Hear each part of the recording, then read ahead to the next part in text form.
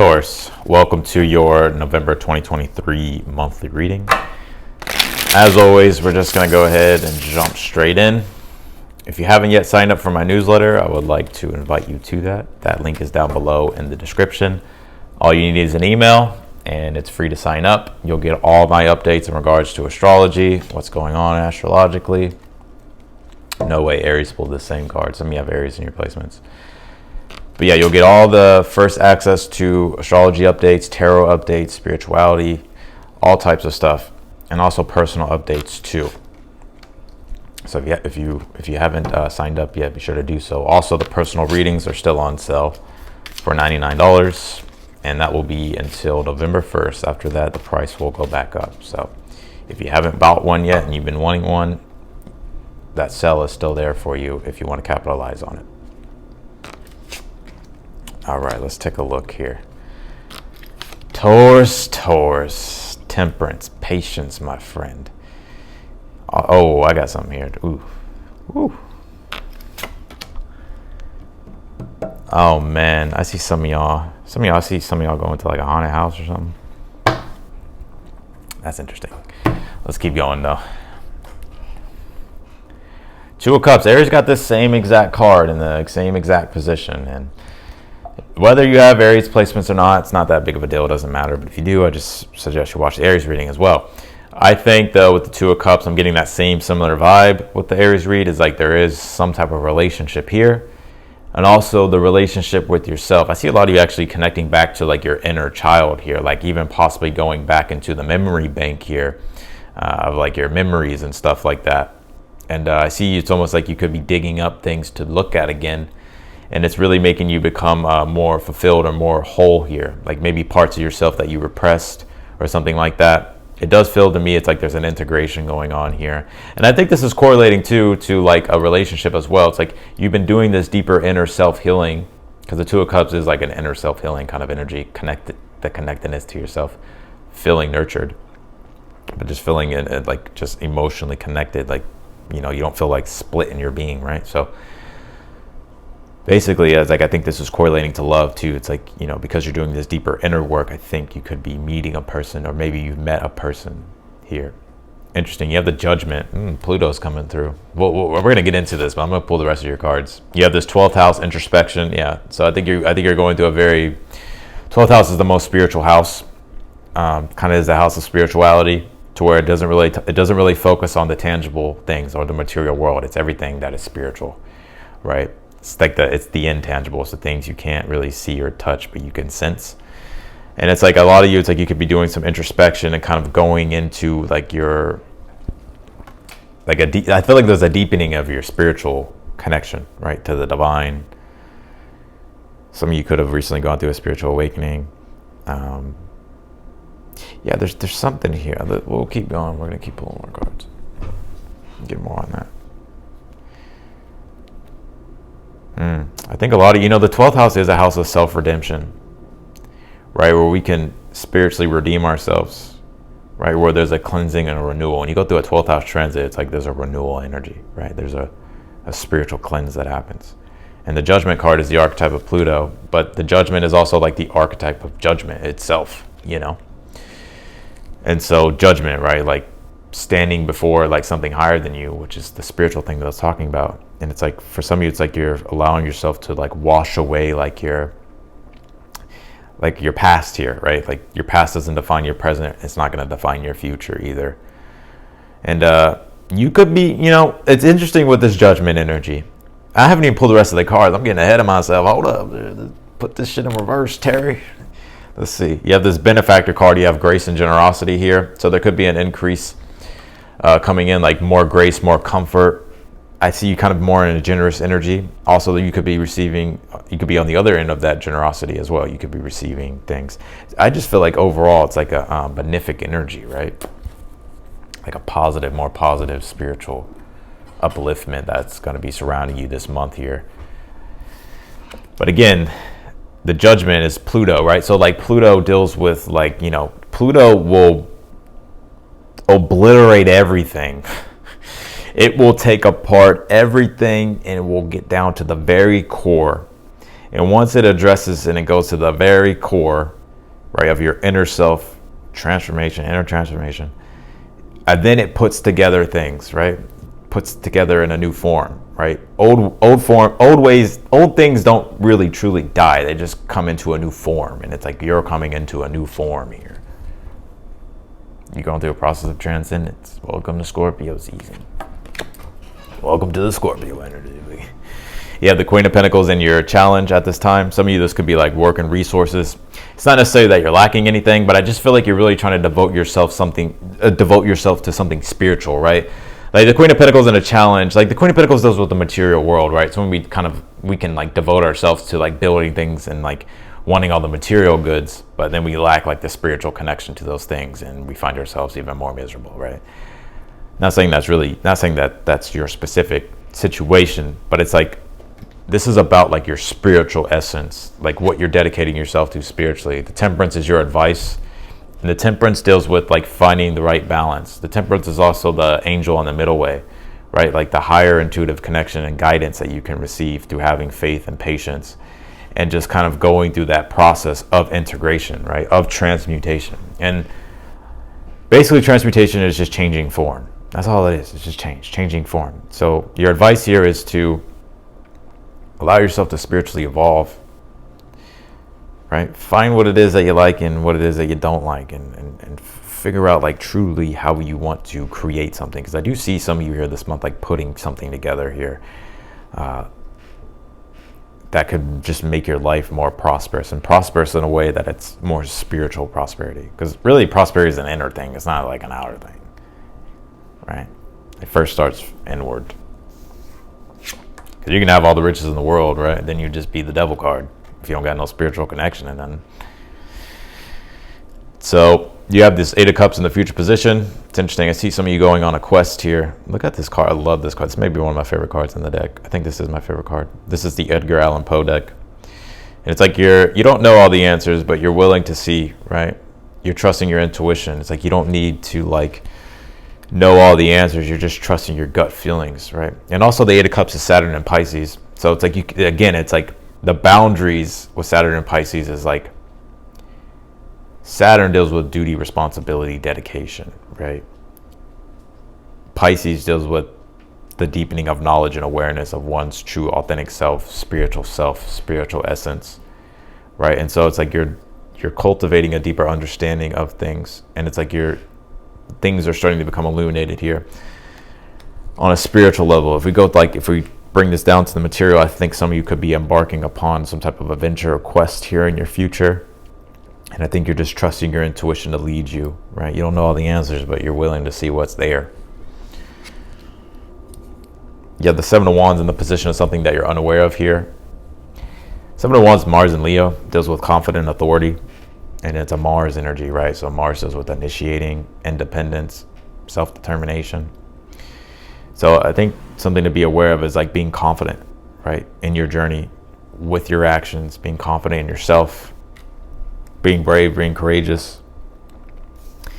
And in the outcome, you pulled the Page of Wands. That's where I was getting like the haunted house thing from. So some of y'all could be doing something. I'm not sure, but Page of Wands is initiation, and it's interesting because Pluto is the final stage to where it's like we built a new form, and now we begin a new now we're being initiated into a new cycle, a new beginning, right? So it feels like there's something here that is passionate, like passion, adventure that you'll be initiating into. Something that's kind of like it sparks you in a way.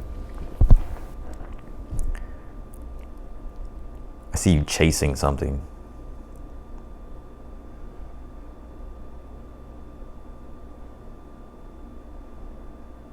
You ever have like a nightmare, right? Of something chasing you? Have you ever like turned around and looked at it in a nightmare, then it like disappears? Like something will be chasing you in like a dream or a nightmare, and it's like terrifying or it's like scary, you know?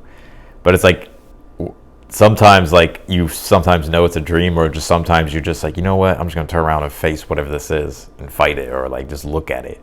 And when you turn around, it like disappears or like walks away. And so there's something here about, especially with the Judgment card and the Eight of Cups, like you deepening an awareness to, especially with the Two of Cups too, like something here is reflecting something to you to look at more deeply about yourself. Like you no longer need to run away from like certain demons. You can turn around and face them, right? It's not as scary as you think it is, or what you think it might be. So there's something like that here as well in the month of November. It may not make fucking sense now, but you know how many people have come back and commented on the videos and been like, oh shit, yeah, this makes sense. Now it makes sense. Austin, at first I was like, I don't know, but now it totally makes sense. Clarify this Two of Cups. Pull this tulip. It says unconditional. Again, Two of Cups is unconditional love, and also it's the sharing of unconditional love with another person. So if there's love this month, it is definitely something that is unconditional, and it's of spiritual value and of a spiritual nature too, because this 12th house card is here. So, but this is also your connection to yourself, like loving yourself, self-love too. Clarify this Judgment. Pull the heart connection. The spiritual connection, right? The spirit, the wisdom of the heart, right? The intelligence of the heart. The heart knows. The heart wants what it wants too. So the heart knows. You just gotta have faith, right? Because the heart also is the ruler of Leo, and Leo deals with courage, right? The courage to leap, to face judgment, or to face something, or to just follow your heart.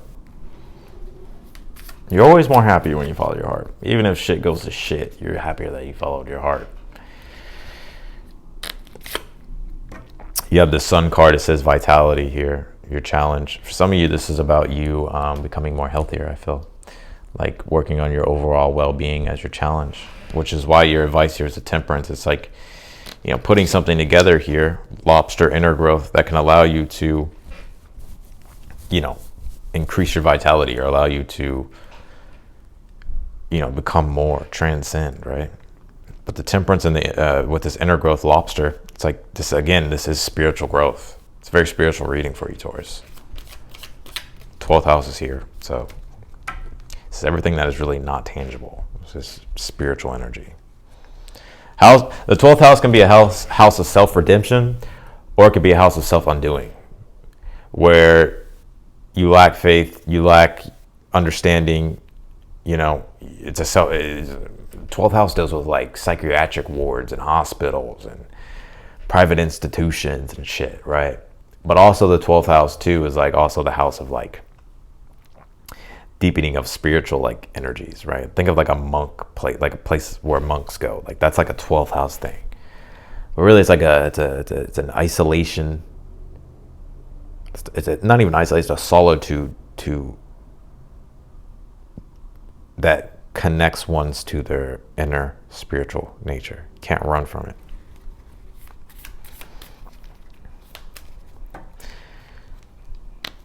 Clarify this. I'm hearing the redemption song by Bob Marley's coming through. You have this pillar card. It says support in the future. Yeah, it's like I think you have this pillar on the Eight of Cups. Yeah, it's like there could be something here that gives you support, that allows you to start to really trust yourself more. Also, you could be receiving wisdom, because pillars deal with wisdom, especially like Hierophant wisdom, right? Like, you know, wisdom that helps you grow and expand.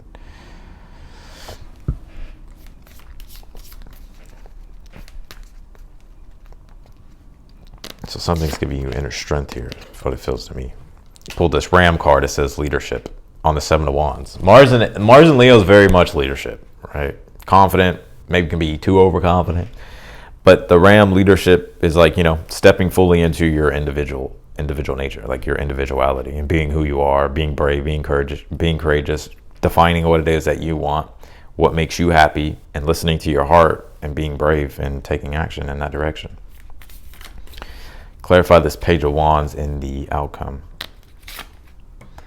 You have this blindfold card that says unseen. So interesting. Imagine when you strap a blindfold on, you can't see externally. It's like it forces you to look inward. right? It forces you to look inward to the things that you don't want to see. And for some of you, it's like you can no longer run here. And I'm just giving you the message. I'm just the messenger, right? Right? There's always shit in our lives that we try to repress or not look at. But it's like until you like really truly face it, like you truly start to understand the lesson of it. And it gives you inner strength, which is interesting because fire deals with morality. And morality deals with wisdom and learning and knowledge. And also the pillar card being here deals with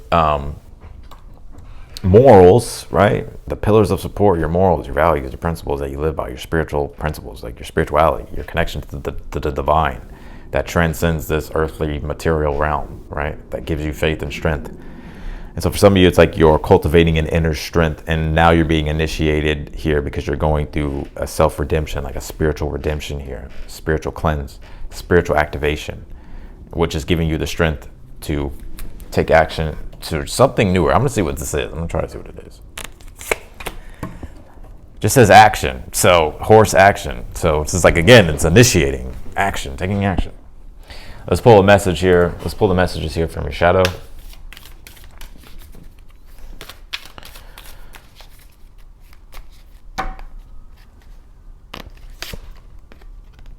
Pull this King of Swords. King of Swords is when you can be kind of cold, not caring, arrogant. It can be arrogance. I'm not calling you arrogant, but it can be arrogance. Kind of like cold, harsh, my way or the highway. Yeah, you saw that? Came down. So, it can be very much about the self and the self only. You have this Hierophant card here as well in the shadow. You don't know what to believe, right? And it's almost like very hard to sort through like your inner world sometimes. And so the Hierophant in the shadow is like, you can lack faith. You can not really care about spiritual things. You don't really trust the spiritual connection of things. Like, you know, you're more so like somebody who's just analytical and logical, right? But there's two worlds. There's a logical world and there's the intuitive world. Rational and intuitive. And you also have the Magician here. Damn, I ain't trying to call y'all out, Taurus, but some of y'all fucking manipulative as shit. I'm just saying, because look, hold on, don't get mad at me. I'm just saying, shit. Because we manipulate to get our needs met because we fear we won't get our needs met, right? That's why you manipulate. Because if you knew you were getting your needs met all the time, why would you have to manipulate? You manipulate to get what you want. So, with the Magician card in the shadow, it's like, it's about communicating too, right? Like communicating and understanding, like you can figure out how to get your needs met, right? Also, the Magician can be kind of like your energy is directed outwardly so much that it's like, it could be like a form of projection, right? Which is why that blindfold card was here, because it's like wanting you to tap into your inner world. We going deep in these reads. It's Scorpio season. Gee, we going deep. I'm gonna pull you one more card, Taurus. You have this trine sextile symbiosis. A trine and a sextile in astrology is like a harmonious energy, right? So the energies coexist together in a very harmonious way. And so I think this is about you getting really familiar and cultivating a deeper inner strength of spirituality here, getting to know like your spiritual world. It's a perfect time. I think this is sort of fated. Like you can't run forever, you know.